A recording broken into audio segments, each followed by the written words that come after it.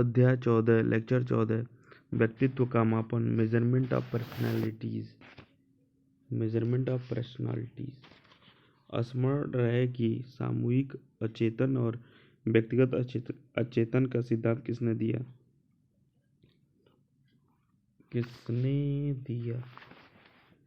Jung ने दिया। अंतर्मुखी बहिर्मुखी तथा उभयमुखी व्यक्तित्व का वर्णन या वर्गीकरण किस मनोवैज्ञानिक ने किया? यूंग ने। सचर परीक्षण विधि का खोज यूंग ने कब किया? 1910 में। व्यक्तित्व अस्थायी समायोजन है पर्यावरण, जीवन एवं प्रकृति के साथ। व्यक्तित्व का समाजशास्त्रीय प्रकार का सिद्धांत किस मनोवैज्ञानिक ने दिया? स्प्रेंजर। बाल अंतर्बोध परीक्षण कैट का निर्माण किसने किया था? वेलॉक।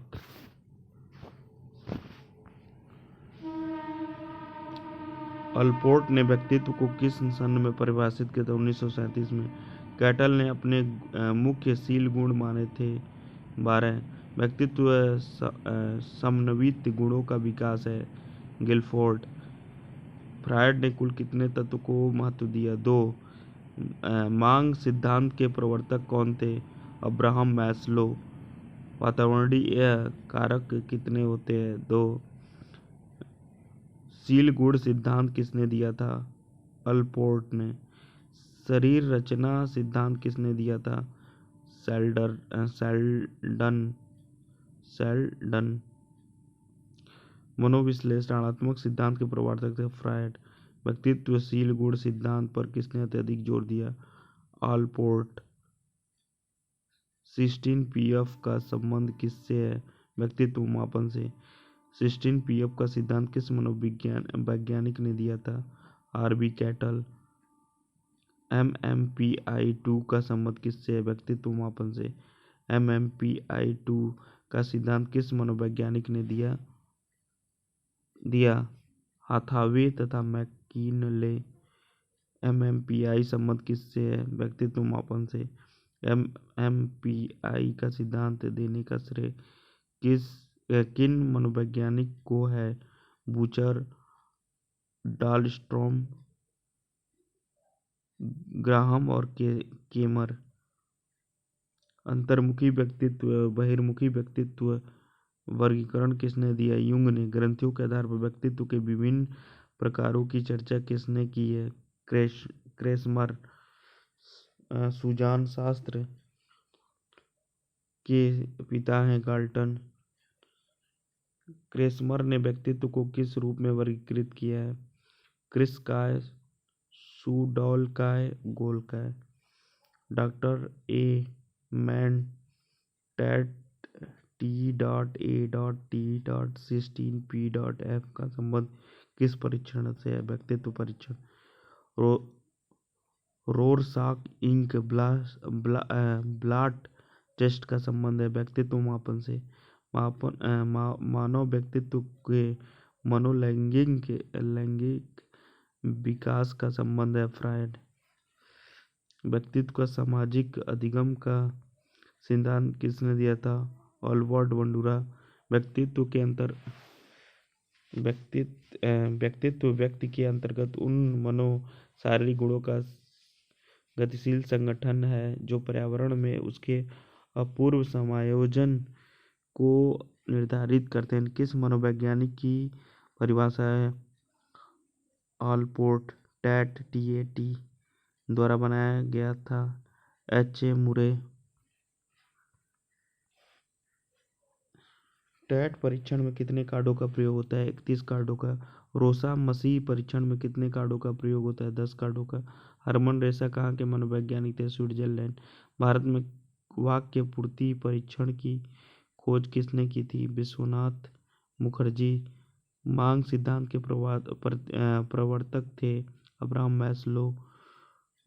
शील गुण सिद्धांत के प्रवर्तक थे अल्पोर्ट। शरीर रचना सिद्धांत के प्रवर्तक थे सेल्डन। इदम अहम पराहम का संबंध है अल्पोर्ट ने व्यक्तित्व को परिभाषा दी थी 1937 में। संबंध है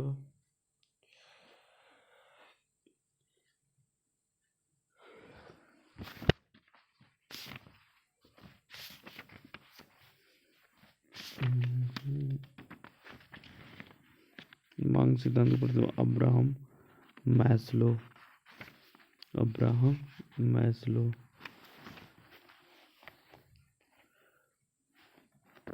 परिभाषा दी थी 1937 में। इदम अहम परहम संबंध है फ्रायड।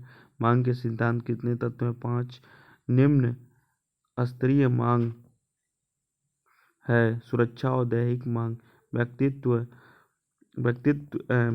व्यक्ति के संबंधित गुणों का रूप है। किस मनोवैज्ञानिक का मत है? गिलफोर्ड। वाक्य पूर्ति परीक्षण की खोज हुई थी 1940 में। वाक्य पूर्ति परीक्षण का जनक था रोहाड़े। समाजमिति विधि के जनक थे J.L. मोरिने। समाजमिति विधि की खोज किस सन में हुई थी? 1934 में। व्यक्तित्व मापन की कितनी विधि हैं? 3। प्रक्षेपी विधि के मुख्यतः कितने अंग हैं? 3। टैट परीक्षण कितने घंटों का होता है? 2 घंटे। गैरेंट ने साक्षात्कार विधि को कितने भागों में बांटा है? 2। व्यक्तित्व शील गुण सिद्धांत किस मनोवैज्ञानिक ने जोर दिया था? आलपोर्ट। अचेतन तत्व पर किसने अत्यधिक जोर दिया? फ्रायड। अहम का संबंध है यथार्थ जगत वास्तविक जगत। इदम का संबंध है पाश्विक जगत। पराह का संबंध है नैतिकता। आलपोर्ट ने व्यक्तिगत शील गुण सिद्धांत को कितने वर्गों में विभाजित किया है? 3। सबसे कमजोर मांग है आत्मसिद्धि की मांग। केंद्रीय प्रवृत्ति में कितने शील गुण होते हैं? 5 से 10।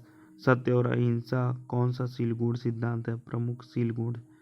टैट परीक्षण की खोज कहाँ होती है? अमेरिका में। टैट परीक्षण की खोज कहाँ होती है? अमेरिका में। विकास कभी न समाप्त होने वाली प्रक्रिया है। यह कथन विकास के किस सिद्धांत से संबंधित है? निरंतरता का सिद्धांत। व्यक्तित्व भिन्नताओं का प्राथमिक कारण क्या है? आनुवंशिक एवं पर्यावरण के बीच जटिल पारस्परिक प्रक्रिया। निम्न कौन सा प्राथमिक समाजीकरण का माध्यम है? परिवार प्राथमिक समाजीकरण का माध्यम है। व्यक्तिगत विभिन्नताओं वाले बच्चों को पढ़ाने के लिए विद्यालय होना चाहिए जहाँ विविध अधिगम आवश्यकताओं के अनुसार विभिन्न शिक्षण अधिगम प्रविधियों का प्रयोग करने में प्रशिक्षण होता है।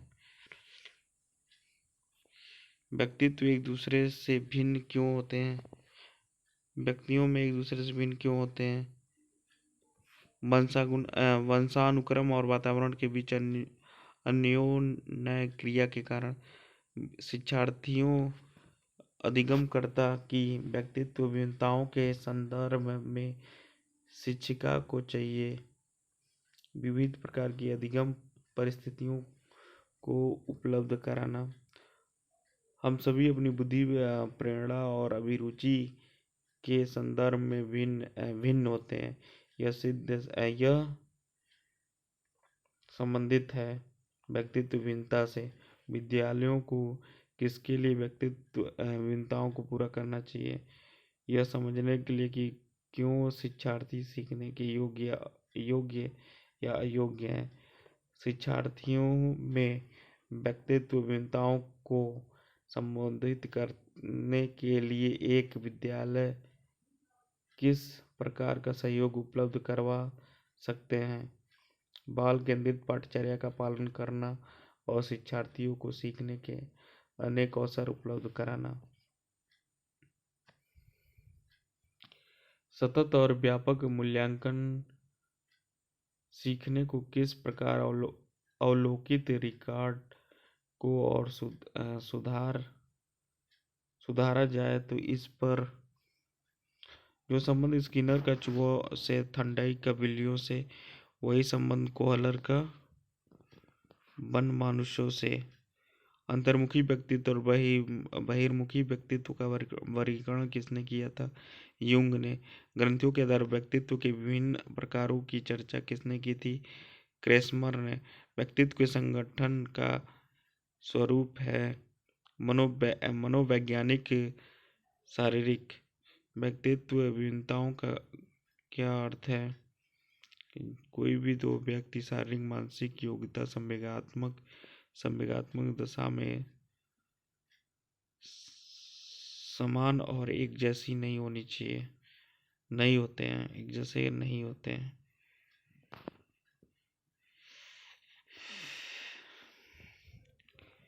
जब जब जब भी दो या दो से अधिक व्यक्ति एक साथ मिलते हैं और एक दूसरे को प्रभावित करते हैं तो वे एक सामाजिक समूह का निर्माण करते हैं। सत्य है। बच्चों का मूल्यांकन होना चाहिए सतत एवं व्यापक मूल्यांकन द्वारा। शिक्षार्थी व्यक्तित्व विभिन्नताएं प्रदर्शित करते हैं, तो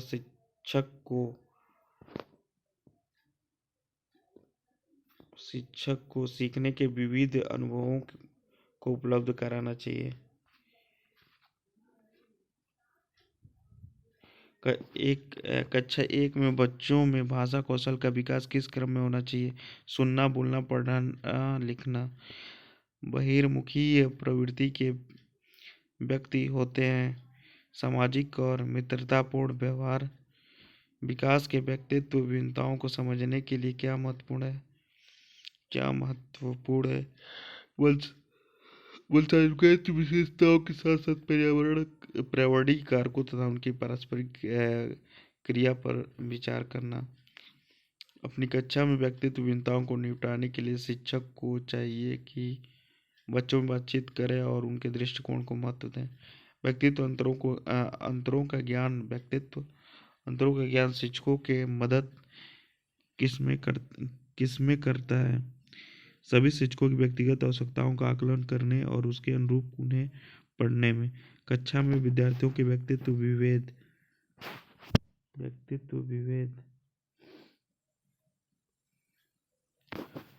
लाभकारी है क्योंकि ये विद्यार्थियों की संज्ञानात्मक संरचना को खोजने में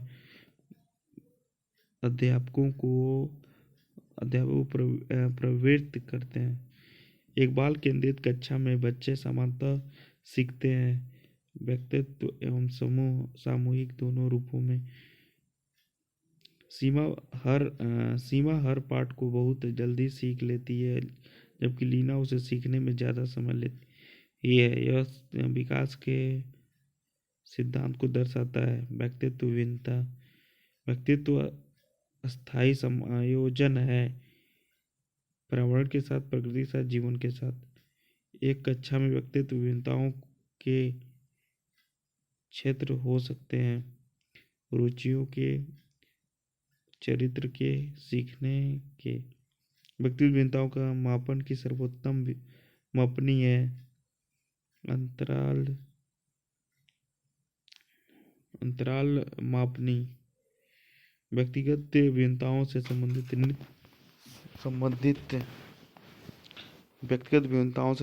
निम्न से कौन सा कथन सही है? व्यक्तिगत भिन्नता यदि विद्यार्थियों का बुद्धि स्तर समान है तब भी उपलब्धि में विभिन्नता हो सकती है। व्यक्तिगत भिन्नताओं का मापन सर्वोत्तम मापनी है अंतराल मापनी।